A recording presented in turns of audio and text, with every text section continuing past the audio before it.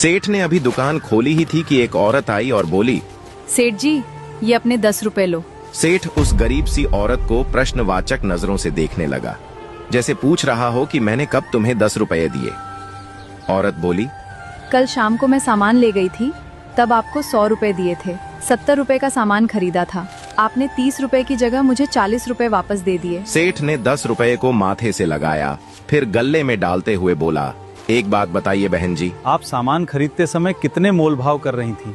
5 रुपए कम करवाने के लिए आपने कितनी बहस की थी, और अब ये 10 रुपए लौटाने चली आई? औरत बोली, पैसे कम करवाना मेरा हक है, मगर एक बार मोल भाव होने के बाद उस चीज के कम पैसा देना पाप है।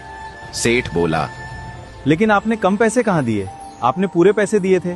ये 10 रुपया तो मेरी गलती से आपके पास चला गया, रख लेती तो मुझे कोई फर्क नहीं पड़ने वाला। औरत बोली, आपको शायद कोई फर्क नहीं पड़ता, लेकिन मेरे मन को कभी शांति नहीं मिलती। मुझे हमेशा यही लगता 10 रुपए गलती से मेरे पास रह गए हैं, इसलिए मैं रात को ही उन्हें वापस करने आई थी, मगर उस समय आपकी दुकान बंद थी। सेठ ने आश्चर्य से पूछा, आप कहाँ रहती हो? औरत बोली, सेक्टर 8 में रहती हूँ। सेठ का मुंह खुला रह गया। वह बोला, आप 7 किलोमीटर दूर से ये 10 रुपए देने दूसरी बार आई हो? औरत सहज भाव से बोली, हाँ, दूसरी बार आई हूँ। मन का सुकून चाहिए तो ऐसा करना पड़ता है। मेरे पति इस दुनिया में नहीं हैं, मगर उन्होंने मुझे एक ही बात सिखाई है कि दूसरे के हक का एक पैसा भी मत खाना, क्योंकि इंसान छुप रह सकता है, मगर ऊपर वाला कभी भी हिसाब मांग सकता है। इतना कहकर वह औरत चली गई। सेठ ने तुरंत गल्ले से 300 रुपए निकाले और स्कूटी पर बैठते हुए अपने नौकर से बोला, तुम दुकान का ख्याल रखना, मैं अभी आता हूँ। सेठ बाजार में ही एक दुकान पर पहुंचा, फिर उस दुकान वाले को 300 रुपए देते हुए बोला, ये अपने 300 रुपए लीजिए प्रकाश जी। कल जब आप सामान लेने आए थे तब हिसाब में ज्यादा जुड़ गए थे। प्रकाश हंसते हुए बोला, पैसे हिसाब में ज्यादा जुड़ गए थे तो आप तब दे देते जब मैं दोबारा दुकान पे आता। इतनी सुबह सुबह आप 300 रुपए देने चले आए। सेठ बोला, अगर मैं आपसे दोबारा मिल ही नहीं पाता तो आपके ये 300 रुपए कैसे लौटाता? आपको तो पता भी नहीं था कि आपके 300 रुपए मेरे पास थे, है ना? इसलिए देना जरूरी था। पता नहीं ऊपर वाला कब हिसाब मांगने लग जाए। सेठ तो चला गया, मगर प्रकाश के दिल में खलबली मच गई, क्योंकि 10 साल पहले उसने अपने एक दोस्त से 3 लाख रुपए उधार लिए थे, मगर पैसे देने के दूसरे ही दिन दोस्त मर गया था।